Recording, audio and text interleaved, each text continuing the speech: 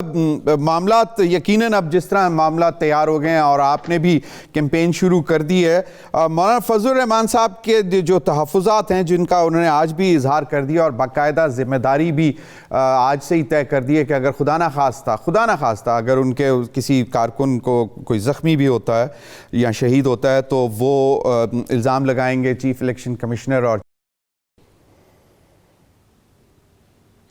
بسم اللہ الرحمن الرحیم۔ دیکھیں، مولانا صاحب نے کہیں یہ نہیں کہا کہ الیکشنز جو ہیں وہ ڈیلے ہونے چاہیے۔ انہوں نے سیکیورٹی کے جو تحفظات جن کا انہوں نے ذکر کیا ہے وہ کس کی ذمہ داری ہے؟ وہ کیئر ٹیکر کی ذمہ داری ہے کہ ان کو انشور کیا جائے کہ جو لوگ الیکشن لڑ رہے ہیں وہ کوئی جان کی بازی تو نہیں لگا رہے، وہ الیکشن لڑ رہے ہیں۔ اب اس کے اندر اگر وہ جانیں کھو جائیں تو یہ ایک انفیئر انوائرمنٹ ہے جہاں ان کو کیمپین کرنی پڑ رہی ہے۔ تو ذمہ داری یہ کس کی بنتی ہے؟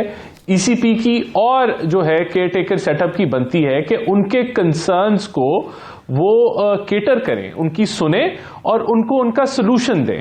تو میں سمجھتا ہوں یہ جائز مطالبات ہیں۔ میں یہاں فیصل آباد میں بیٹھا ہوا ہوں، فیصل آباد میں سیکیورٹی کے کنسرنز نہیں ہیں، لیکن اگر مثال کے طور پہ یہاں مجھے یہ خدشہ ہو کہ اگر میں اپنی کیمپین کروں گا کہ کوئی دھماکہ ہو جائے، کوئی ٹیررسٹ انسیڈنٹ ہو جائے یا میری زندگی کو خطرہ ہوگا تو ڈیفینیٹلی میں اس طریقے سے آزادانہ طور پہ کیمپین نہیں کروں گا۔ اور اگر ایسی سچویشن ہوگی تو جو ڈسٹرکٹ لوکل گورنمنٹ ہے، جو ڈسٹرکٹ گورنمنٹ ہے، جو سی پی او ہے، آر پی او ہے، اس کو انشور کرنا چاہیے ہے کہ وہ سیکیورٹی اویلیبل ہو جہاں میں آزادانہ طور پہ کیمپین کر سکوں۔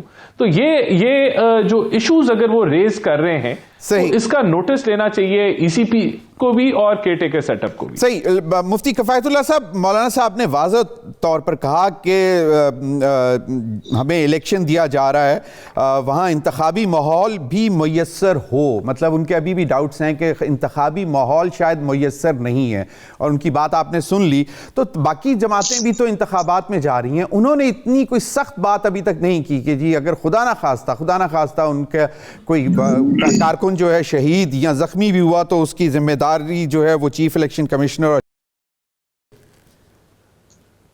بسم اللہ الرحمن الرحیم۔ ہمارے ہاں تھوڑا اور قسم کا ماحول ہے نا، وہ دیگر جماعتوں کو ایسا ماحول نہیں ہوگا ان کا۔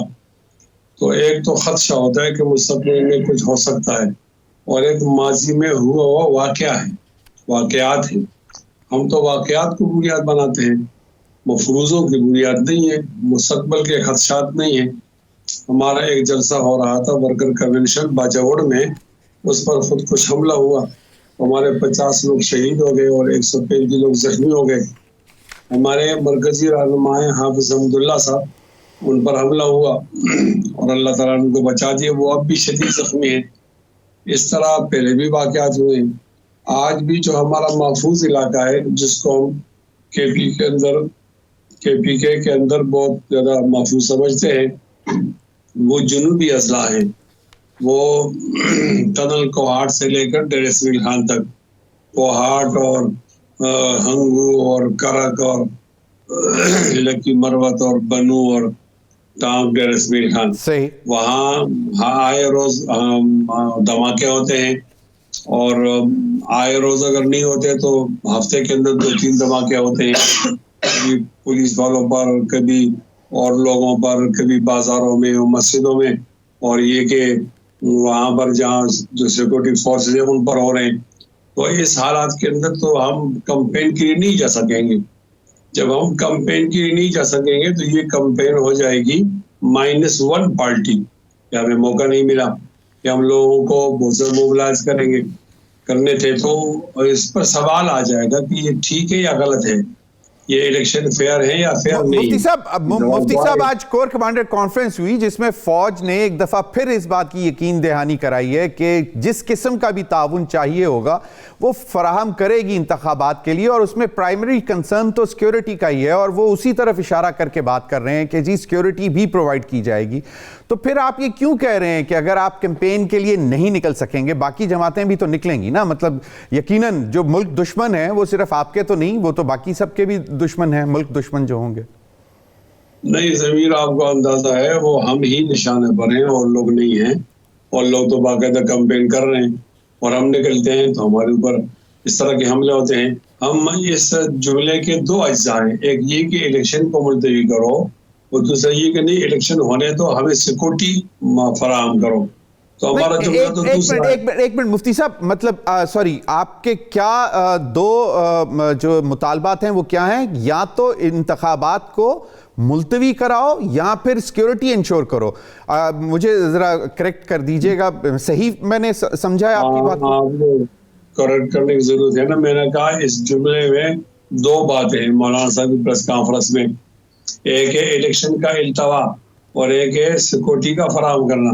تو مولانا صاحب نے تو یہ نہیں کہا کہ الیکشن ملتوی کرو. الیکشن ہو, ہم تو الیکشن میں جائیں گے, اس مشکلات کے باوجود بھی جائیں گے, لیکن ہم کہتے ہیں کہ ہم سیکور تو ہوں, ہمارے لوگ محفوظ ہوں.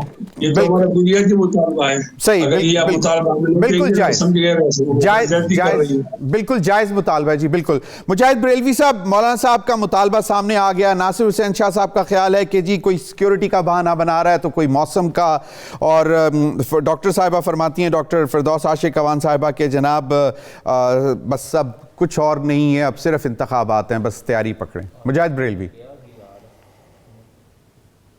دیکھیں, ایک تو یہ سب جو محترم ہمارے مہمان بیٹھے ہیں اپنی اپنی پارٹیوں کی نمائندگی کر رہے ہیں, ان کا وہی موقف ہوگا تو ان کی پارٹی کا موقف ہے. اسی لیے مجھے زمین عام طور پر ذرا یہ مشکل ہوتی ہے کہ ہم رانا صاحب میں نون لیگ کا ہی موقف دیں گے نا, وہ تو نہیں دیں گے جو دوسرا ہو. یا اس طرح ہمارے حضرت مولانا فضل الرحمان میرے لیے بڑے قابل احترام ہیں, ذاتی طور پر بھی مفتی صاحب ہوئے ان سے مجھے ہے, اور اسی طرح ہمارے مولوی صاحب کا. لیکن سوری تو یہ کہ کیونکہ آپ ریپیٹیڈلی جو مولانا صاحب کو کوٹ کر رہے ہیں, تو کون نہیں جانتا کہ مدر آف آل ٹیرر, یعنی جسے کہتے ہیں کہ اس پورے ریجن میں دہشت گردی کی جو جڑ ہے وہ تو کابل میں بیٹھے ہوئے طالبان ہیں. ان طالبان میں اب جب کابل میں جو تخت پر بیٹھے, ان کے بہت سارے اس میں داعش نکل آئے, اس میں کوئی پنجابی طالبان نکل آتے ہیں, کوئی پاکستانی طالبان نکل آتے ہیں, پھر آپ تو خیر جانتے ہیں فلاں نکل آتے ہیں, اور یقیناً جو ان پہ بہت بڑے حملے بھی ہوئے ہیں. لیکن آج بھی جو ہے, ابھی آپ نے غور کیا ہوگا کہ حضرت مولانا صاحب نے کہا جی ہمیں کابل سے دعوت آئی ہے. پچھلے ایک سال میں ابھی آپ نے شاید فیگرز پڑے ہوئے ہیں, 90% خودکش حملوں میں اضافہ ہوا ہے. اور یہ وہ تمام لوگ ہیں جنہیں پاکستانی گورنمنٹ نے آفیشلی کہا ہے ان طالبان کو, کابل میں بیٹھی ہوئی طالبان گورنمنٹ ان کی پشت پناہی کر رہی ہے, وہاں سے ان کو عسکری اور مالی امداد مل رہی ہے.